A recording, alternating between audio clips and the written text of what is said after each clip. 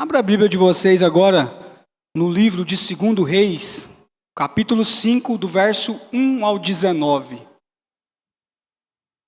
Livro de 2 Reis, capítulo 5, do verso 1 ao 19.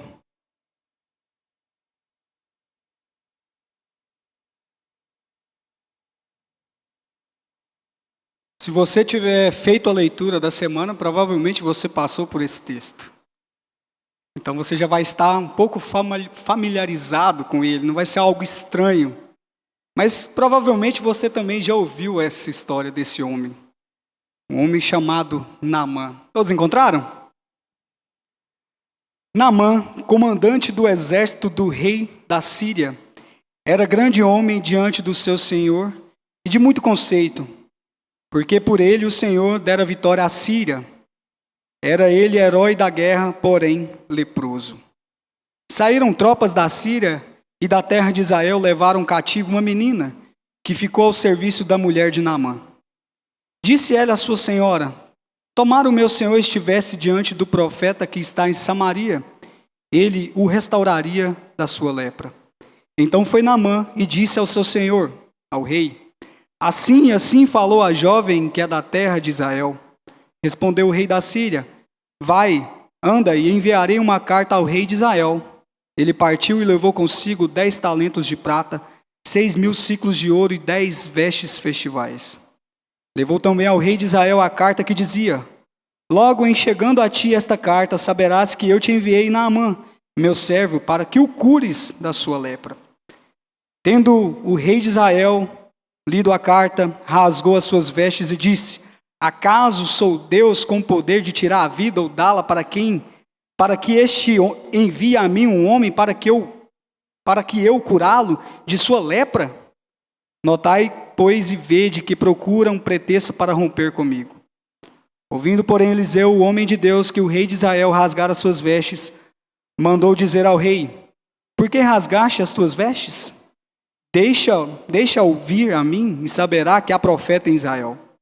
Veio, pois, Naamã com seus cavalos e os seus carros e parou à porta da casa de Eliseu. Então Eliseu lhe mandou um mensageiro dizendo: vai, lava-te 7 vezes no Jordão e a tua carne será restaurada e ficarás limpo. Naamã, porém, muito se indignou e se foi dizendo: pensava eu que ele sairia a ter comigo, por-se-aia de pé, invocaria o nome do Senhor seu Deus, moveria a mão sobre o lugar da lepra e restauraria o leproso.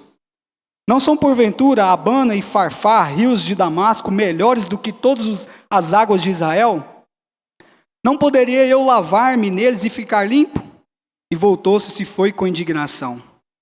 Então se chegaram a ele os seus oficiais e lhe disseram: meu pai, se te houvesse dito o profeta alguma coisa difícil, acaso não a farias?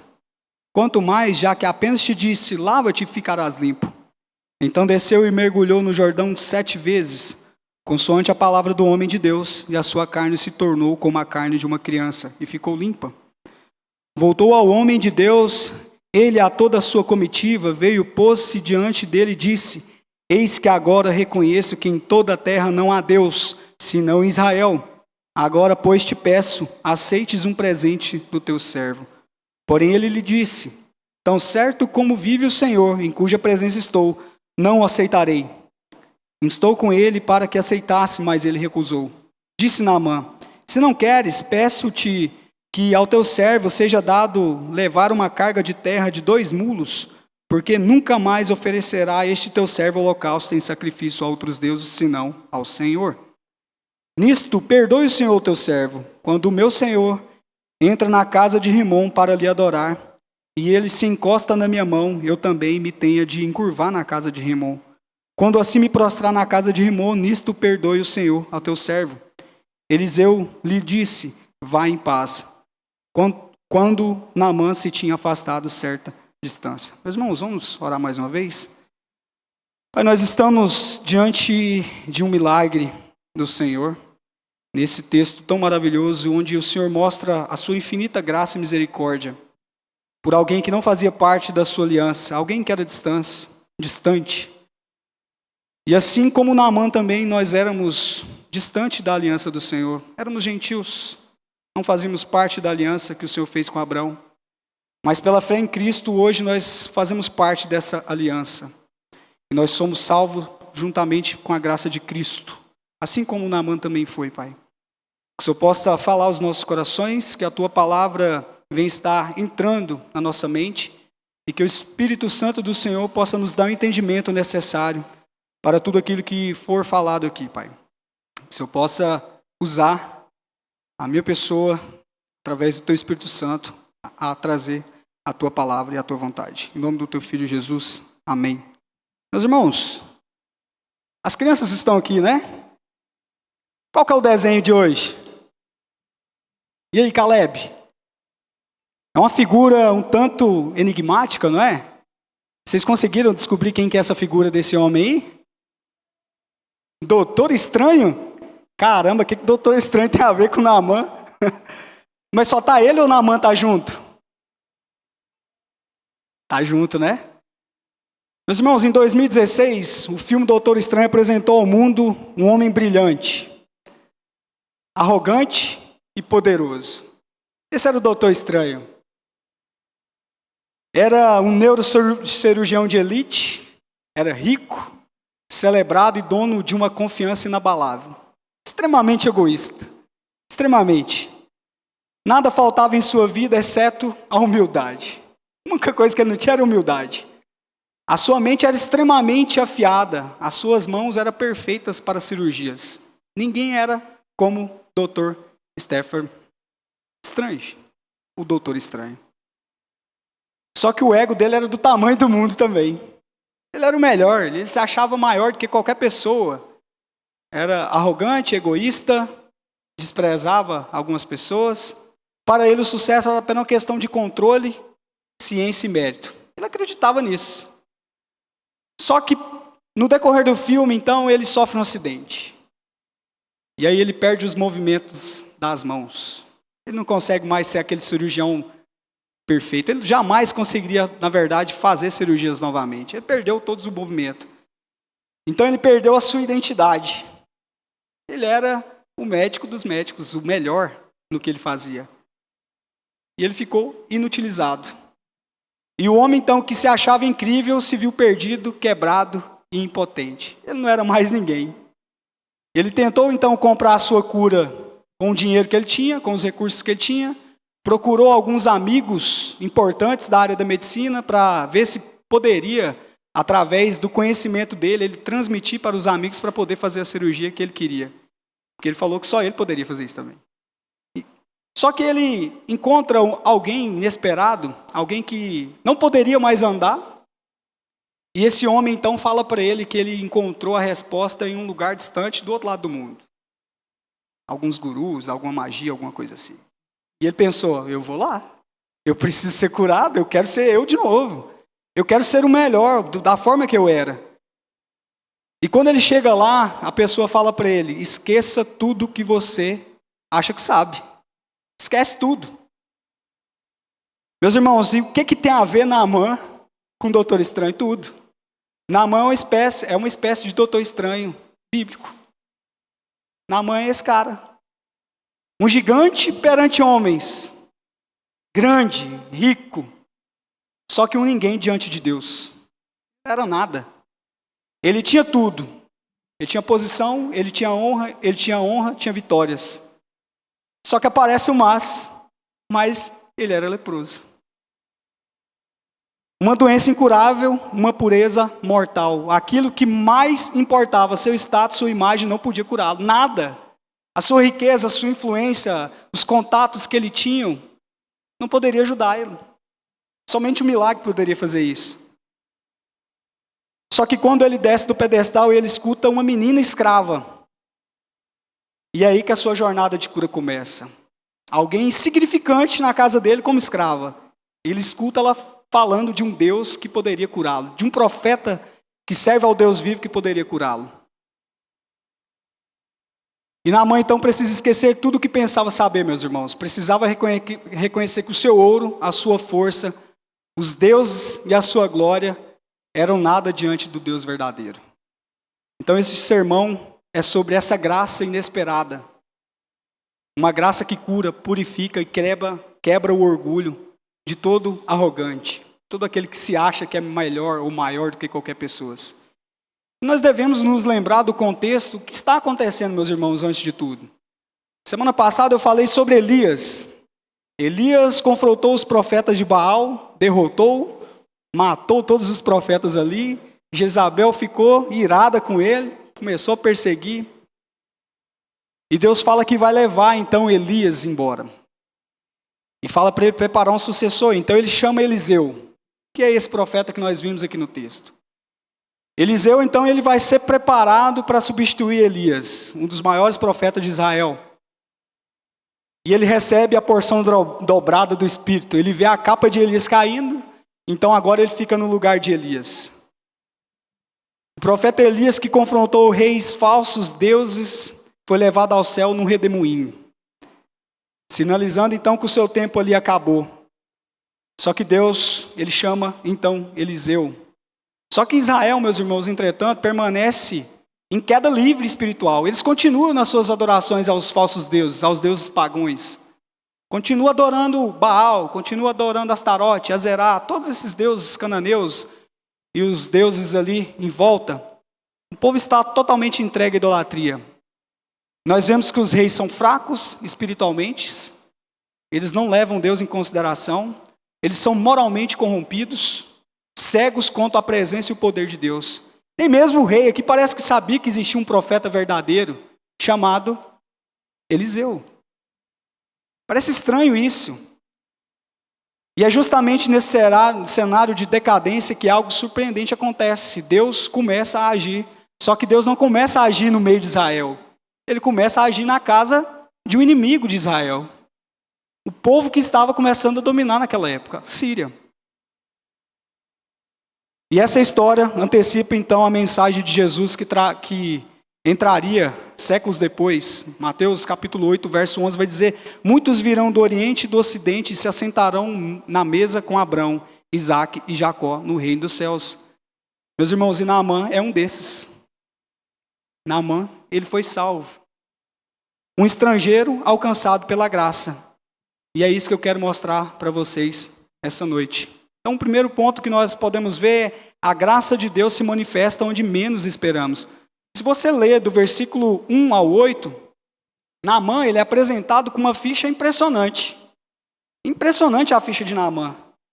Ele era comandante do exército sírio, o segundo homem mais poderoso da nação, respeitado, valente, vitorioso, um verdadeiro herói de guerra. Quem não queria ser como Naamã na nação dele? Todos queriam ser como Naamã. Talvez as pessoas até entoavam canções para Naamã, Naamã, o grande herói de guerra, vitorioso, que livra a Síria. Só que então a Bíblia solta uma bomba no meio de toda essa pompa que Naamã tinha. Porém, leproso. Porém, leproso. Naamã, aos olhos do mundo, era completo. Ele tinha tudo que alguém desejava. Só que por dentro havia uma doença incurável, a lepra. Mais que uma enfermidade física, era uma sentença de exclusão. Quem era leproso deveria viver longe da sociedade, pelo menos em Israel. O homem de armadura brilhante carregava um corpo em decomposição. É isso que a lepra faz. Ela decompõe a pessoa viva. Ele era como muitos de hoje. Muitos, cercados de glória exteriores, mas secretamente corroídos por dentro. Mortos por dentro. Quantas pessoas, meus irmãos, que não vivem assim? Com diplomas de doutores na parede, com belas roupas de marcas, com belos carros de luxo, com feed no Instagram, invejável, mas uma alma marcada pela vergonha, pela solidão e pela culpa. E pela corrupção do pecado. E é aqui que então que entra a graça de Deus em cena, e de uma maneira absolutamente inesperada, meus irmãos. A resposta para a dor de Naamã não vem de um médico sírio, ou de um feiticeiro, ou de um mago de lá, de um sacerdote pagão, ou de outro general, ou até mesmo do seu rei. Ela vem de uma menina escrava, uma cativa, uma criança de 12, 13 anos de idade. Meus irmãos, imagine uma menina tirada à força de sua casa, Ela foi levada escrava, longe dos pais, longe de sua terra, agora servindo como escrava na casa de um comandante estrangeiro. Nós devemos lembrar que ela foi levada cativa porque o povo da Síria começou a invadir Israel. Provavelmente os seus pais foram mortos. A sua família foi morta e ela foi levada cativa. Qual seria o sentimento dentro dessa menina? Poderia ser de ódio. Eu quero que esse desgraçado morra mesmo, que ele apodreça com essa lepra. Seria normal ela falar isso? Provavelmente nós pensaríamos isso. Eu quero é que ele se masque para lá, morre logo. Mas não. Ela não tinha riqueza, ela não tinha nenhuma posição, ela não tinha liberdade. E ainda assim ela tinha algo que muito não tinha. A fé no Deus vivo. Ela conhecia o Deus verdadeiro, não o mesmo Deus de Naamã. Naamã era forte e poderoso, honrado entre o povo da Síria, mas dentro das suas roupas de general havia uma ferida que ele não conseguia esconder. A lepra. Nenhum título, nenhuma medalha, nenhuma vitória jamais poderia tirar essa lepra dele. E aí que entra essa menina, olha só o versículo 3, capítulo 5, verso 3. Disse ela à sua senhora: tomara o meu senhor estivesse diante do profeta que está em Samaria, ele o restauraria da sua lepra. Meus irmãos, ela não tinha púlpito, ela não tinha microfone, ela era alguém sem status, ela só tinha uma voz. Uma voz pequena, porém cheia de amor. Amor por alguém que foi responsável de destruir a sua família, de destruir parte da sua nação. Alguém, de certa forma, que era seu inimigo. E mesmo assim ela falou: tomara o meu senhor estivesse diante do profeta que está em Samaria, e ele o restauraria. Ela não falou nada por interesse, nem por medo. Ela não esperava recompensa alguma. Ela falou porque conhecia a graça de Deus, o Deus de Israel, o Deus que era o Deus verdadeiro. Ela falou porque sabia que o Deus de Israel era o Deus poderoso. Ela falou porque ela tinha um coração curado. Um coração que foi alcançado pela graça de Deus, ainda que a sua vida estivesse marcada pela dor. Então essa menina aqui, ela nos ensina que não precisamos muito para falar de Jesus. Você não precisa de saber muito para falar de Jesus. Você precisa ter fé. Você precisa saber o básico. E de um amor ao que está perdido. O amor por aqueles, até mesmo aqueles que te ferem. Talvez você olhe e fale assim: eu me sinto pequeno demais. Quem sou eu para falar de Jesus para alguém? Talvez a sua voz seja fraca, talvez você seja pequeno. Só que Deus usa justamente os improváveis. As pessoas pequenas, as pessoas que são desprezadas, para alcançar o coração, muitas vezes, dos mais duros e os mais orgulhosos. Falar de Jesus não é falar sobre todas as respostas, saber todas as coisas. É sobre apontar para aquele que tem o poder de curar todas as coisas. Naamã foi até o profeta, então, Eliseu, mergulhou 7 vezes e saiu restaurado. Só que nada disso teria acontecido se aquela menina não tivesse falado sobre o Deus verdadeiro que ela conhecia. E aí eu pergunto para vocês: e você, vai guardar a sua fé só para você? A salvação só para você? Enquanto as pessoas estão indo para o inferno? Só você pode ser salvo? Ou você vai ser como essa menina, simples, mas cheia de graça, cheia de Deus e cheia de amor ao perdido? Meus irmãos, essa é a graça. A graça, ela não segue a lógica humana. Ela atravessa fronteiras. Ela nasce em um sussurro, uma conversa simples de uma escrava com a sua senhora. Ele age por meio de gente esquecida. Transforma gigantes orgulhosos em servos curados. Naamã, então, me lembra o Doutor Estranho. Por isso que eu trouxe a ilustração. Antes de se tornar o mago supremo lá da Marvel, ele também era um homem poderoso, respeitoso. Era um neurocirurgião brilhante. Seu nome era sinônimo de sucesso. Mas um acidente trágico acabou com a sua carreira. Como Naamã, ele tinha o prestígio, mas não tinha paz. Ele era orgulhoso. Ele tinha técnica, mas não tinha um propósito. Ele só queria ser o maior. Aliás, esse era o propósito dele, né? Ser melhor que todos. E a cura dele não começou na sala de cirurgia. mas com um testemunho improvável, assim como a fé que ele não entendia ainda. Assim também Naamã, a cura não começa em Damasco, mas começa com a fala de uma escrava. O caminho da graça, meus irmãos, não é pavimentado com a glória, com algo esplendoroso. Naamã estava acostumado a mandar e a ser obedecido. Ele falava, o povo obedecia. Ele era acostumado a receber honra e dar ordens. Mas agora ele era conduzido por um caminho de humilhação. E é o que nós vamos ver. Onde toda a sua armadura será tirada. Pois só quando ele foi despido da sua altivez é que ele foi revestido de pureza. A graça começa onde o orgulho termina, meus irmãos. Naamã ouviu. Ele ouviu o conselho da menina. Existe alguém em Samaria. Alguém que pode te curar. E então ele partiu. E a sua jornada começou não com uma espada, uma guerra, mas com uma esperança sussurrada por uma menina de 12, 13 anos. E esse é o nosso segundo ponto, meus irmãos. A graça de Deus confronta o orgulho humano. Nós podemos ver isso do versículo 9 ao versículo 14. Naamã chegou em Israel com a mentalidade pagã.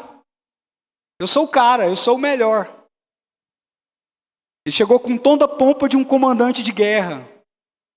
Carregava uma fortuna. 10 talentos de prata, 6.000 ciclos de ouro e 10 mudas de roupas finas. Mas por que Naamã levou isso tudo, meus irmãos? Esse tanto de riqueza, porque isso era muito dinheiro na época. Se nós fossemos converter para os dias de hoje, é muito dinheiro. Era uma fortuna. Se alguém recebesse aquilo ali, ficaria milionário. Meus irmãos, ele imaginava que o Deus de Israel funcionava como os deuses pagãos. Como foi dito semana passada. Na lógica pagã, se você quer uma benção, você vai comprar essa bênção. Você vai levar, você vai sacrificar. Você compra. Se você deseja um milagre, você negocia. Tudo é uma troca na mentalidade pagã daquela época. Naamã, então, achava que poderia adquirir a sua cura como se fosse um contrato comercial. E além disso, ele esperava encontrar um profeta à altura de seus padrões. Não é isso que ele vê? Olha só o versículo 10. Olha o que ele vai dizer. Então Eliseu mandou um mensageiro dizendo, vai, lava 7 vezes no Jordão e a tua carne será restaurada e ficarás limpa. E no 11 ele vai dizer, Naamã, porém, muito se indignou e se foi dizendo, pensava eu. Ele veio com a ideia totalmente montada na sua mente. Eu vou chegar lá, vou ser bem recebido. O profeta vai chegar e vai fazer tudo que eu estou pensando.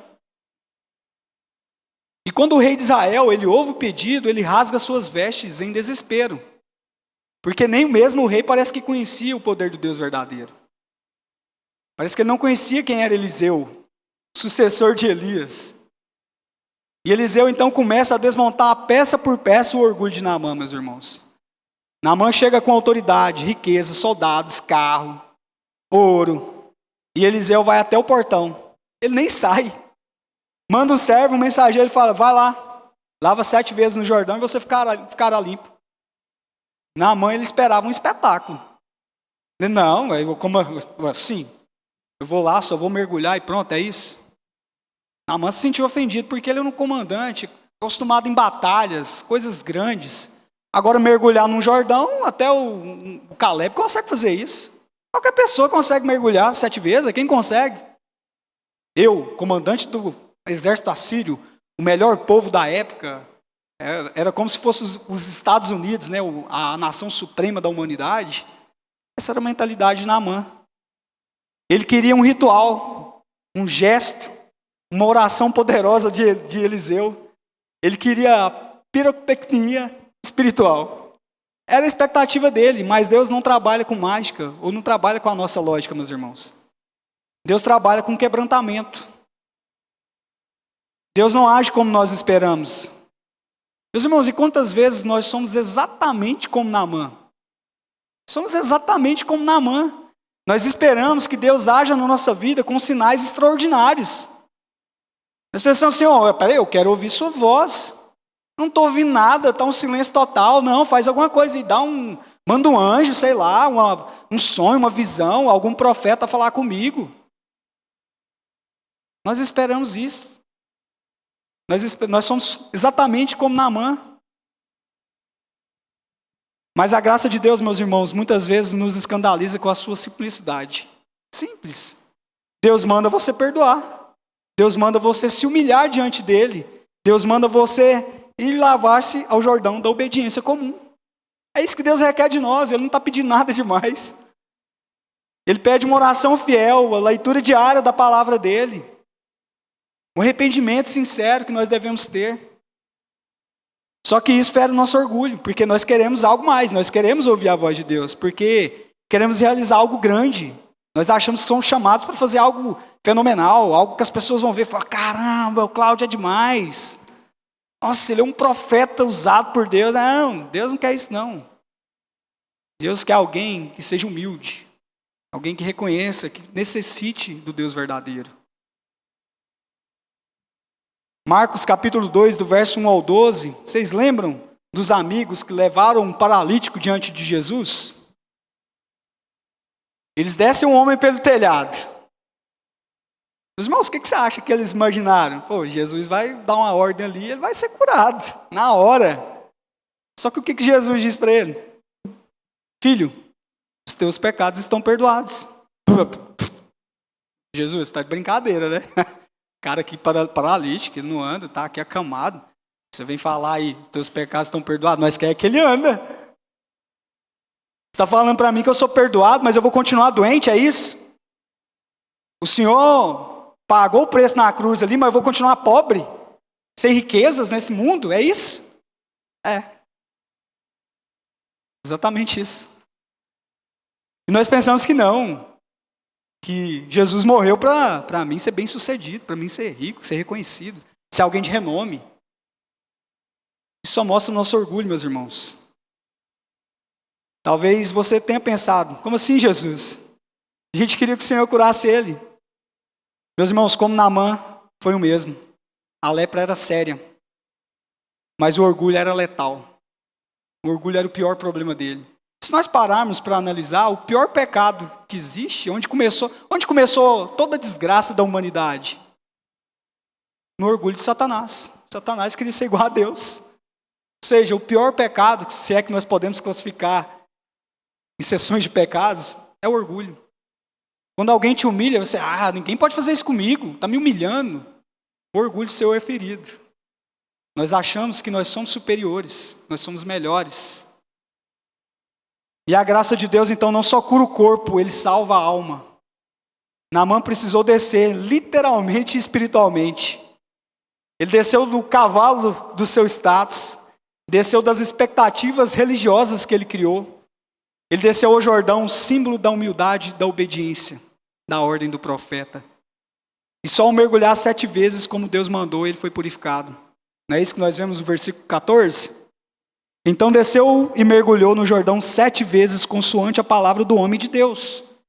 Ele resolveu então obedecer o que Eliseu disse. Então ele não apenas saiu limpo ali, ele saiu renovado, quebrado, porém restaurado. Naamã já não era mais um Naamã orgulhoso. Meus irmãos, talvez Deus esteja lidando com você da mesma forma. Talvez Ele está querendo quebrar o seu orgulho, a sua altivez, a sua arrogância, o seu ar de superioridade. Você está esperando que Ele mude a sua vida com barulho, com um anjo falando no seu ouvido, com milagres visíveis, com sinais poderosos, mas Ele está dizendo, obedeça. Confie. Mergulhe no Jordão que eu mandei. Ele não quer, meus irmãos, o seu ouro, nem suas façanhas, seus feitos. Ele quer rendição total a Ele. É isso que Ele requer de nós. Porque a graça, como eu disse, ela não pode ser comprada. Ela é de graça. Ela só pode ser recebida com mãos vazias. E agora que Naamã então está limpo, quebrantado e rendido, ele volta até Eliseu. Naamã, como homem orgulhoso, agora ele não era mais assim. Ele foi um homem agora quebrantado. Ele volta como um verdadeiro adorador de Deus. E então testemunhando o que a graça faz com o coração humilhado, meus irmãos. Ele transforma a idolatria em confissão, paganismo em fé verdadeira, porque a graça não apenas salva, ela muda o coração do homem. Ela transforma. Não é isso que nós dizemos? A conversão é uma mudança de mente, metanoia. Você estava indo para cá, agora você vai para cá. Naamã, ele sofreu essa metanoia na sua mente. Ele entendeu que o ouro dele jamais poderia comprar a sua cura. E aí nós entramos no nosso terceiro ponto, meus irmãos. A graça de Deus transforma completamente. Nós vemos isso do verso 15 ao 19. Quando Naamã volta a Eliseu, depois de ser curado, ele já não é mais o mesmo homem. Aquele que chegou como general, orgulhoso, que pensava com lógica de mérito, eu pago, eu recebo, com trocas de recompensas, agora volta como um adorador quebrantado. Olha só o verso 15. Voltou ao homem de Deus, ele e toda a sua comitiva, veio e pôs-se diante dele e disse: eis que agora reconheço que em toda a terra não há Deus senão em Israel. Agora, pois, peço-te que aceites um presente do seu servo. Meus irmãos, Naamã não está dizendo que Deus é apenas mais um Deus no meio do panteão que ele cria. Ele não está dizendo que era só mais um Deus que tem o poder para fazer alguma coisa. Não, ele está dizendo que Deus de Israel é o único Deus verdadeiro. Ele teve essa revelação, ele teve esse entendimento. Só há um Deus verdadeiro. E esse Deus então revelou a sua graça sobre a vida dele. E nós vemos que Naamã ele trouxe prata, ouro, roupas finas para comprar a bênção, comprar a sua cura. Só que agora ele não tenta mais nada. Ele não tenta fazer isso mais. É como alguém que disse: o homem se converte de verdade quando até os bolsos dele se converte. E esse ditado muitas vezes é verdadeiro, meus irmãos. O homem se converte de verdade quando até o seu bolso se converte. Isso porque a fé verdadeira, ela não alcança só isso, ela alcança o coração. Só que também as nossas mãos. E aquilo que elas seguram. E nós podemos perceber isso, que dar com alegria não é uma troca com Deus, meus irmãos. Não é uma barganha para receber mais, como se o Senhor fosse um banqueiro celestial. Eu vou dar e eu vou receber mais. 100 vezes mais. Dar com alegria, então, é uma resposta natural daquele que foi encontrado por Deus. Ele tem agora a consciência de que tudo que ele tem é de Deus. Ele só está administrando, meus irmãos. Ou você acha que o seu bom emprego foi pelo seu mérito? A sua boa casa foi porque você construiu, pelo seu esforço? Não, eu trabalhei tanto. Não. Porque se Deus não tivesse te dado saúde, você jamais teria nada. Você veio sem nada, você vai morrer sem nada. Tudo que passa pelas suas mãos foi Deus que te deu. Você é apenas um mordomo de tudo que Deus te deu. Meus irmãos, você é apenas um mordomo, um administrador temporário dos recursos que pertencem a Deus.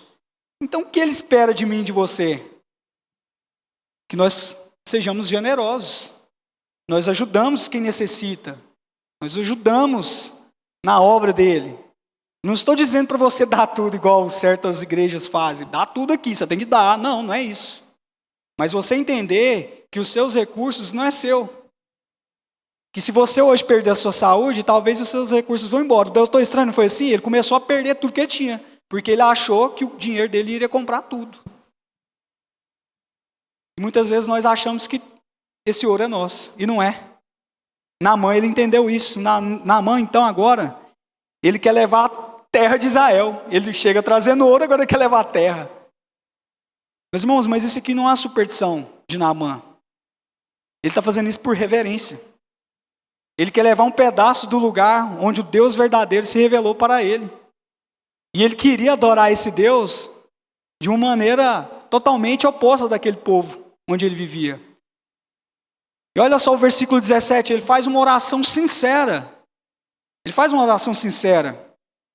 Disse Naamã: se não queres, peço-te que ao teu servo seja dado levar uma carga de terra de 2 mulos, porque nunca mais oferecerá este teu servo holocausto, nem sacrifício a outros deuses, senão ao Senhor. Meus irmãos, ele entendeu que o Deus verdadeiro era o Deus de Israel. Naamã, ele foi transformado, não de fora para dentro, não sua lepra, visível para todos verem, mas ele foi transformado de dentro para fora. A cura dele foi algo além do que ele esperava. E aí ele abre o coração e diz: quando eu tiver que entrar com o meu rei no templo de Rimon, que o Senhor me perdoe. Meus irmãos, ele estava saindo de um lugar onde ele conheceu o Deus verdadeiro e ele estava voltando para a sua nação pagã. Ninguém conhecia Deus lá, ninguém, só ele agora. Ele e a menina que estava servindo ele. Extremamente difícil, não é? Talvez você pense assim: no meu trabalho não tem ninguém que é cristão. Não, você está lá para isso. Você é sal da terra, você é luz do mundo. Eu estou na faculdade lá, as pessoas zombam de mim, e daí? Você vai ser zombado mesmo. Se você realmente é um cristão verdadeiro, você realmente confia na palavra de Deus, crê que a Bíblia é totalmente inerrante e infalível, as pessoas vão zombar de você. Cara, que louco. Nossa, o fulano de tal acredita em Bíblia. Bíblia, que Bíblia, cara? Bíblia é mito. Ciência prova tudo. Eles vão zombar, meus irmãos. Se as pessoas do mundo, elas estão gostando muito de vocês, é sinal que provavelmente o evangelho que vocês estão vivendo não é o evangelho verdadeiro. Porque Jesus disse que o mundo nos odeia. Nós somos entregues como ovelhas ao matadouro. Você não é um lobo, você é uma ovelha. Ovelha, se você vê a ovelha é boba. Ela não tem uma visão boa. Se ela vai para um lado, alguém tem que ir lá buscar ela. Esse é o retrato nosso. Nós somos como cordeiros. Filhote de ovelha ainda é pior. Jogado ao meio de lobos. Mas se as pessoas do mundo estão gostando do seu cristianismo, é algo errado. Porque se o próprio Jesus falou que o mundo odeia ele e também odiaria os seus seguidores, o evangelho então que nós estamos vivendo na atualidade não parece ser o evangelho verdadeiro, porque as pessoas estão aplaudindo, as pessoas estão pagando ingressos para assistir pregadores. Estranho. Será que é pregação ou será que é stand-up comedy? Não sei. Vou deixar vocês julgarem sobre isso. Versículo 19, Eliseu diz para ele o seguinte: vá em paz. Vá em paz. Naamã, ele foi restaurado fisicamente, espiritualmente e religiosamente. Ele saiu de Israel como um novo homem, como uma fé pessoal consciente e ativa. Meus irmãos, se o mergulho de Naamã então aponta para uma transformação física, eu preciso te dizer algo. Há um mergulho ainda mais profundo. Há uma graça ainda mais poderosa do que essa que Naamã experimentou. Cristo, o Deus que desceu do céu e ressuscitou para nos salvar. Naamã desceu do Jordão, mas Cristo desceu do céu. Hoje é Páscoa, meus irmãos. Várias igrejas estão comemorando a ressurreição de Cristo. Não é apenas um feriado, é um grito de vitória que ecoa pela eternidade. É o dia em que celebramos o impossível, que eu e você jamais conseguiríamos fazer, nos ressuscitar por nós mesmos. Porque nós estávamos mortos nos nossos pecados. Um morto não pode se ressuscitar sozinho. Precisa de uma graça maior. E esse dia então, hoje, meus irmãos, é o dia em que a morte ela foi humilhada e a vida triunfou. Mas antes da ressurreição houve a cruz. Houve o lamento. Antes da glória houve sangue. Antes da luz da manhã houve a escuridão do Calvário. Meus irmãos, escute isso com o coração aberto, sem defesas, sem distrações. O Deus eterno, o Santo poderoso, ele viu a sua dor, ele viu a sua lepra, ele viu a sua alma quebrada. E ele não virou o rosto. Ele não ignorou. Ele desceu da eternidade a poeira do nosso chão. Ele andou conosco. Desceu da adoração celestial que ele recebia dos anjos para a rejeição humana, para ser rejeitado, humilhado, cuspido. Ele desceu da imortalidade para abraçar a morte, desceu por mim e por você. Jesus Cristo entrou em nosso mundo cheio de podridão, de morte. Pensa, um Deus santo que nunca viu pecado, andando no meio de pecadores. Qual era a sensação de Jesus? Ele tocou leprosos, sentou-se com pecadores, chorou com os que sofrem. Ele conheceu fome, cansaço e dor. Ele foi tentado, caluniado, espancado e ainda assim permaneceu puro. Permaneceu no amor que ele tinha por nós. Na cruz ele carregou o peso de um mundo caído. Cada mentira, cada pensamento impuro, cada ferida secreta da sua alma, ele tornou sobre si. Ele levou sobre si, meus irmãos, todas as nossas dores. E lá pregado entre o céu e a terra, ele foi feito pecado por nós. O Deus Santo agora se tornou pecado por nós. E o céu se fechou. Houve silêncio. Ele foi tratado como o pior para que você hoje pudesse ser tratado como filho de Deus. Para que você hoje tivesse acesso novamente a Deus. Ele foi despido de honra para que você fosse revestido da graça. Ele foi lançado fora para que você fosse trazido para perto de Deus. E quando ele gritou, está consumado, o céu ouviu, o inferno tremeu e o véu se rasgou. E no terceiro dia, quando tudo parecia perdido, meus irmãos, o impossível então aconteceu. A pedra foi removida, o túmulo estava vazio. Cristo ressuscitou, meus irmãos, aleluia por isso. Ele está vivo. O mesmo que morreu é o que reina agora.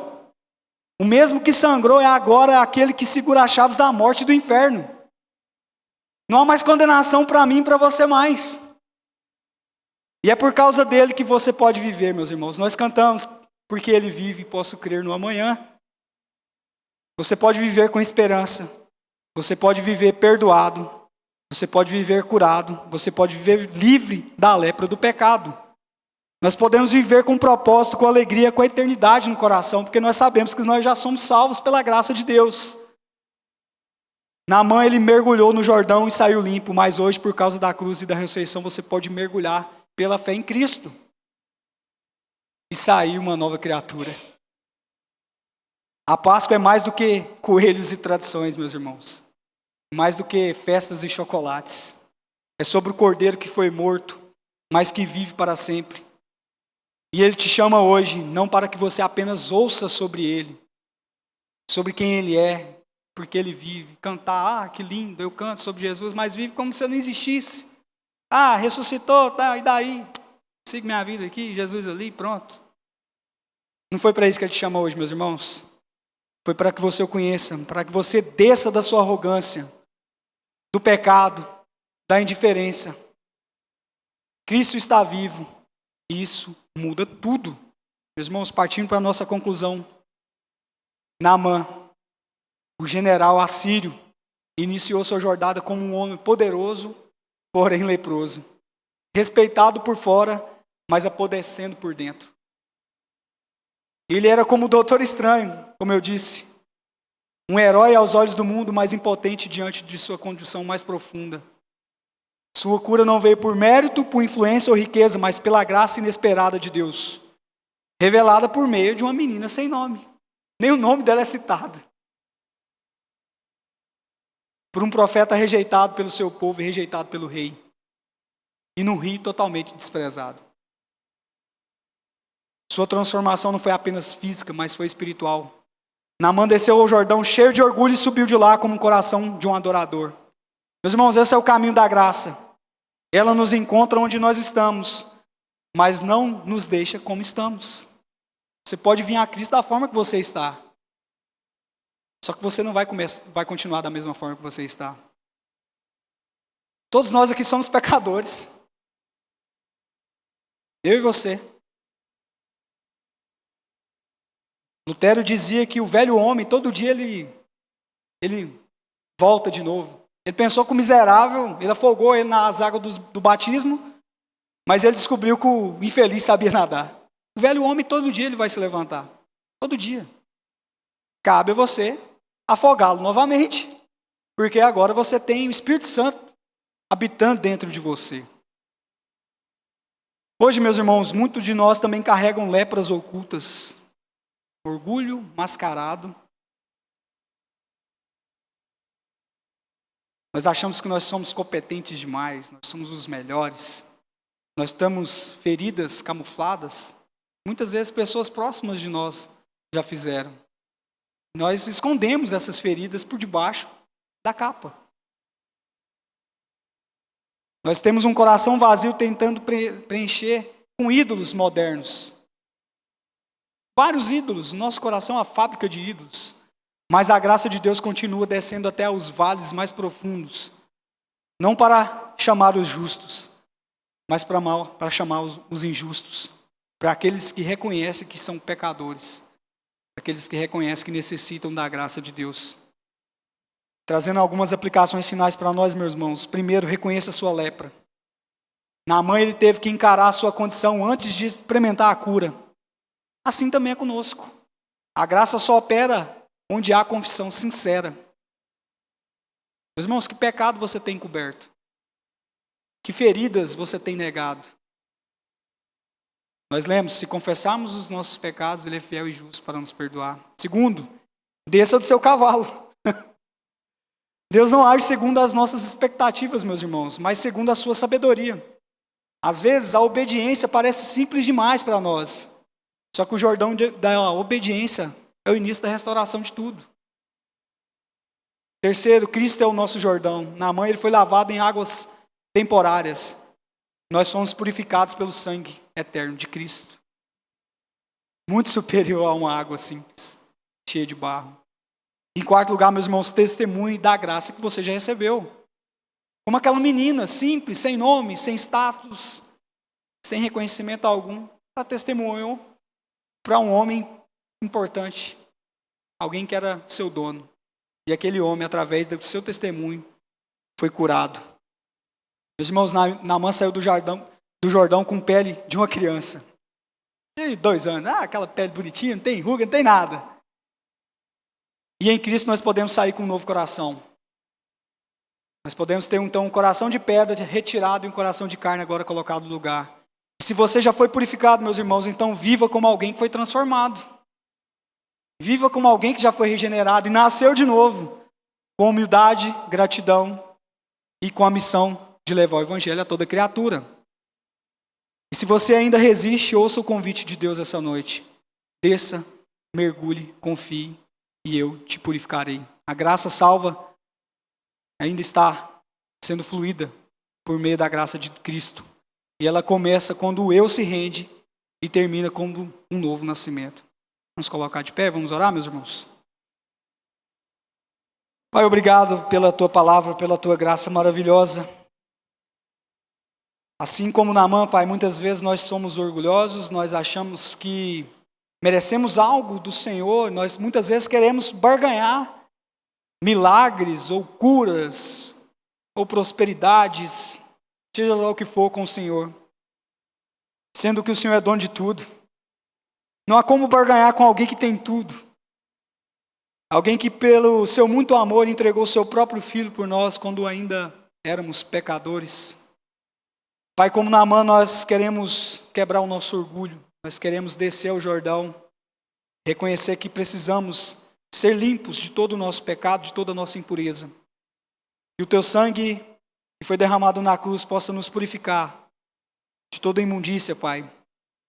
Como nós somos ruins, como nós somos maus, pecadores, como nós amaldiçoamos muitas vezes o nosso próximo, como muitas vezes nós passamos por cima de pessoas que precisam de ajuda e nós simplesmente pensamos que aquela pessoa não merece a mão estendida. Que o Senhor possa ter misericórdia de nós, Pai, que nós possamos, assim como um dia o Senhor estendeu a mão para nós, nós possamos também estender a mão àqueles que necessitam da sua graça.